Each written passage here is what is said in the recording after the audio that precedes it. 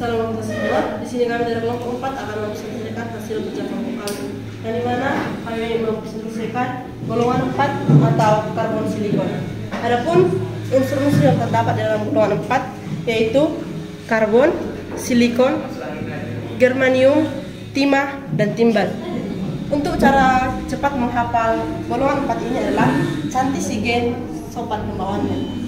Nah, adapun yang pertama adalah karbon. Karbon merupakan unsur non-logam dan merupakan unsur penyusun senyawa-senyawa organik. Korban di alam terdapat bentuk intan, grafit, batu bara, minyak bumi, kapur, gas, CO2, gas CO, dan sebagian besar zat yang ada di alam ini, terutama yang berasal dari hewan, tumbuhan, dan bahkan manusia.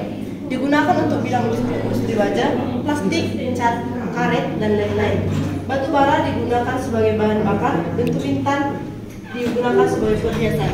Berikut contohnya, ini adalah batu bara, ini batu intan sebagai perhiasan, dan ini batu kapur. Nah, yang kedua, silikon. Silikon merupakan unsur metaloid atau semilogam yang berbentuk serbuk. Silikon tidak bereaksi dengan asam nitrat, asam hidrolik, dan asam sulfat, tetapi larut dalam asam hidrofluorik. Di alam, silikon berbentuk senyawa silikon dioksida dan karnelian, krisoprase, onyx, flint, dan jasper.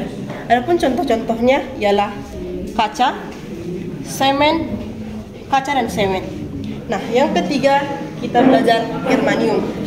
Arti dari germanium adalah unsur metaloid yang keras dan berwarna putih keabu-abuan. Germanium memiliki kesamaan kimia dengan karbon, silikon, timah, dan timbal. Germanium dapat membentuk GH4, G2H6, dan G3H8. Senyawa germanium yang paling penting adalah germanium oksida atau GO2 dan senyawa halidanya. Germanium tetrafluorida tidak mudah terbakar. Jika bereaksi dengan air akan membentuk asam fluorida. Germanium digunakan untuk pembentukan kaca optik dan pembuatan anemia. Nah, berikut adalah contohnya kacamata optik dan alat peninggi radio. Yang keempat, timah. Timah merupakan unsur logam. Timah mempunyai warna putih perak, mudah dibentuk dan ditempa, serta dapat bereaksi dengan asam kuat. Pada suhu yang tinggi, timah dapat bereaksi dengan udara dan oksigen membentuk senyawa H2SNO4. Timah larut dalam asam hidrolorik membentuk SnCl4.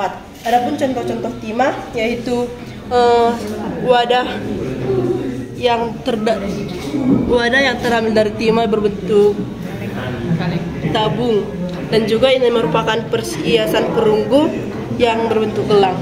Nah, yang terakhir adalah timbal. Timbal adalah unsur logam abu kebiru-biruan, lunak, mudah ditempa, mudah dibentuk, dan padat.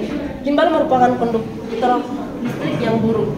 Digunakan sebagai bahan pengisi baterai dan pelapis kabel listrik, industri pipa, tang, dan alat sinar X, serta alat pelindung bahan-bahan.